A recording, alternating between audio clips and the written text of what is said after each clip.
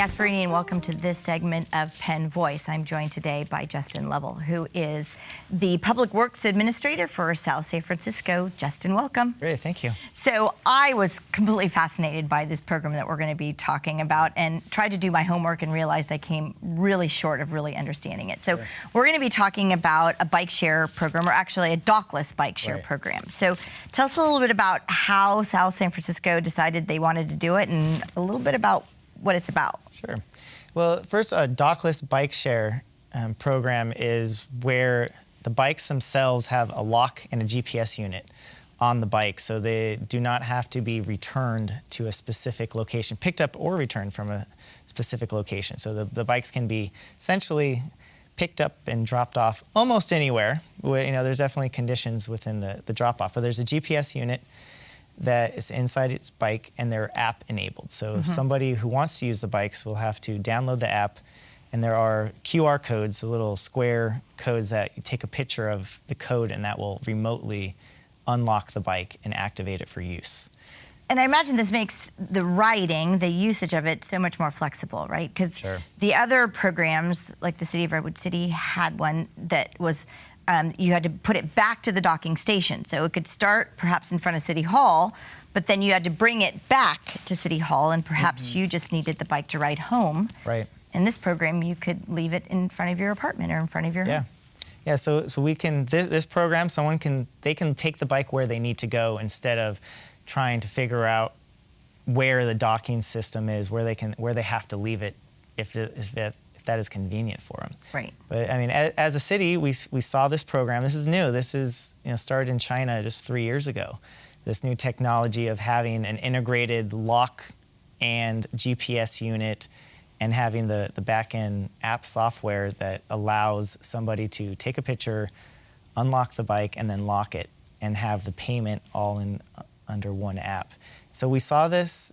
Companies are coming out. They're brand new companies that are having this type of system, and so we started in discussion with them. We talked with two companies, Lime Bike and Spin, and we said, we thought that this was a great innovative program to provide bikes to our residents at no cost to the city. And so we said, since there's no cost to us, let's try this out. Let's do a 6-month pilot program and see what happens and see if people are going to use the bikes. And if they are, we can determine if that's something that we want to keep in the long term. So you've been doing it for 2 months. Right. What do you think so far with regard to usage? How many bikes are out there? And then I obviously have to have a cell phone in order to get the app and know where the bikes are. Yes, yeah. So there are, between both companies, there are 400 bikes in South San Francisco, and they're mostly in the flatter areas of the city, anywhere with the hills. They're typically not around there.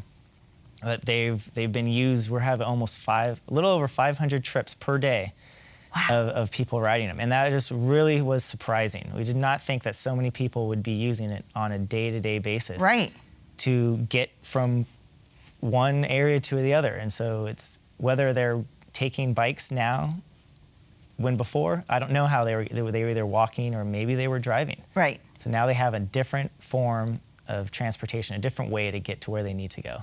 So obviously, when you started the program, you had them all sort of dispersed in areas that you thought have the greatest concentration, or where you thought the greatest use. Do you find that they all have ended up like in the same little bunch somewhere, and then do you re-spread them out, or you really just letting people take them and pick them up as they find them? Yeah, so we started out with both companies. We identified certain areas. So we look at transit areas. So BART station, Caltrain station, the ferry.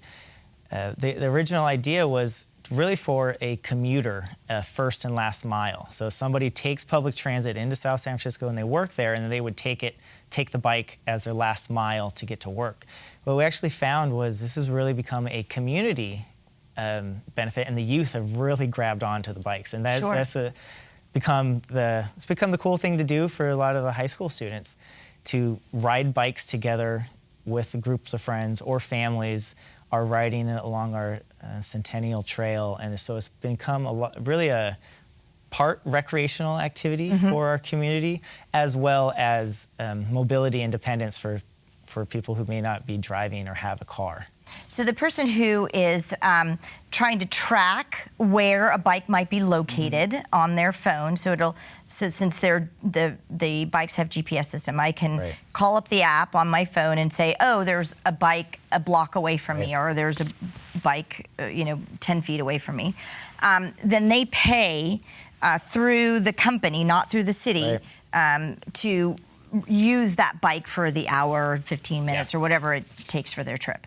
Right, so the user would have the app, open up the app, and it'll bring up a map, and it'll show all the locations of where the bikes are located. And they'd go find the bike, so they have to locate it, and it'll know how to get there. So you can click on a bike, and it'll kind of give you a walking directions, how to get to the bike. And then using the app can unlock it. You have a payment on file. So as with a credit card, they can. It's the Uber of bikes. Essentially, so it's $1 for 30 minutes. So the way that it works is that if somebody rides more than 30 minutes, it'll just charge another $1.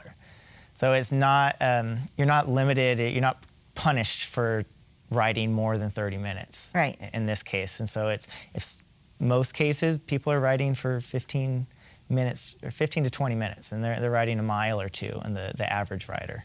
Well, I could just see sort of the information that you're going to gather through this GPS system. It's really going to help you as a public works administrator to understand your transportation patterns. Right. As people, you're determining that they're short trips, they're long trips, are they recreational trips? Where are the most frequented spots? You can concentrate certain transportation alternatives in those areas. I mean, I think you can gather a real great amount of information from this program as well. Yeah, the data that's available that the companies are sharing with us is worth quite a bit of money on our sense as a city, because now we can see where there's demand, where people are picking up the bikes, where they are riding to. We don't have the exact information, but we have points within the map of they started here, and then there's groups that ended at a certain location. So then we can start seeing common areas where there's a high demand. And then on the city perspective, we can start looking at our bicycle facility, like where can we improve add bike lanes, make it safer and better for bicyclists and pedestrians to walk and to ride. And so we're hoping that this information is going to help us invest our money that we have into better infrastructure. So we have multimodal transportation. So not just cars, but also bikes and pedestrians have safer and better access around the city. Well, and I think the safer part of it too is because we all are a little bit fearful sometimes in that last mile when we're all trying to get home, and then we've got bikes on the side of us, and there's not necessarily a bike lane. What do we do? So it really sort of helps you determine where you're going to invest your money to ensure that those bike trips are safe.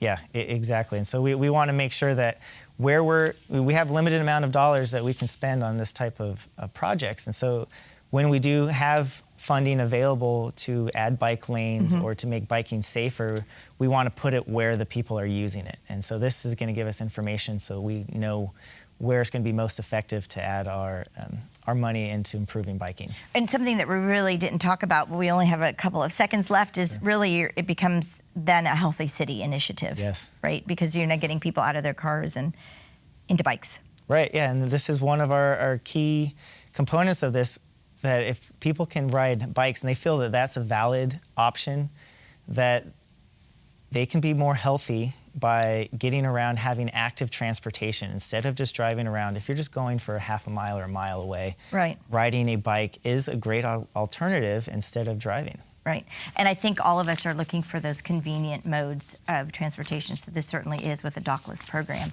Right. It's kind of sort of just finding your bike and using it. Right. Yeah. Well, Justin, thank you so much. I look forward to kind of having you back, and we'll talk about this program in a year from now so we can really gather a ton of data and see how the program spreads throughout San Mateo County. Great, thank you. Well, thanks for being on the show. We'll see all of you next time on Penn Voice.